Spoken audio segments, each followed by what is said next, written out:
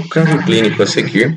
tratado então pelos professores Walter Yared e pela Cristiane Barros André, podemos observar então um caso bem detalhado do passo a passo em que foi tratado com os alinhadores Open Aligners. Então podemos ver na primeira estrutura as características do paciente, com os detalhes de como que o paciente então foi indicado para o tratamento, que é a primeira imagem, fazendo então uma sequência das fotos iniciais do paciente, radiografia panorâmica para verificar as características dentárias, as fotos então intrabucais frontais, lado direito e esquerdo, oclusal superior e inferior, em que foi objetivado apenas tratar a recidiva. O paciente já havia recebido o aparelho ortodôntico, estava com a contenção 3x3 e tinha passado por uma suave recidiva, que é uma queixa comum dos pacientes. Então, objetivo, remover então o 3x3 e corrigir os dentes anteriores, que é a queixa do paciente, mantendo então os dentes descidos, mantendo as rotações dos dentes posteriores e apenas tratando a queixa do paciente. Então,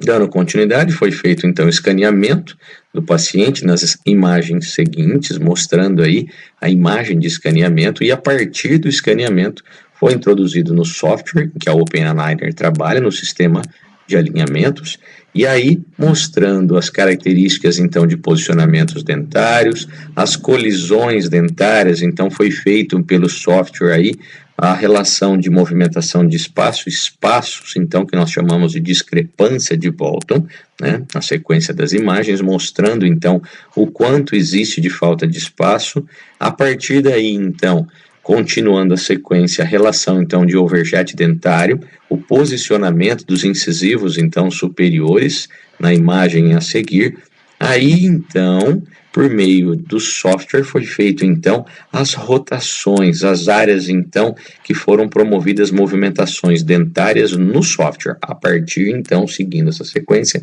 criou-se pelo software uma tabela de movimentação dentária, mostrando quantos graus o dente 11 se movimenta, o dente 21 se movimenta, qual que é a angulação de rotação. Então, o software já traz detalhado essas posições dentárias. Logo, criou-se uma tabela de stripping, que é chamado também de IPR, Interproximal Reducing. Então, a partir daí, criou-se um projeto de trabalho, chamado então de setup. O setup, então, virtual, criado pelo programa, foi então passado nas imagens, como vocês podem ver na sequência, mostrando o resultado final do tratamento ortodôntico. A partir daí, então, já feita a comunicação com o colega, com o dentista, o próprio dono da empresa, que é o professor Walter, é o próprio dentista, então ele mesmo avaliou a sua relação inicial e final proposta pelos alinhadores,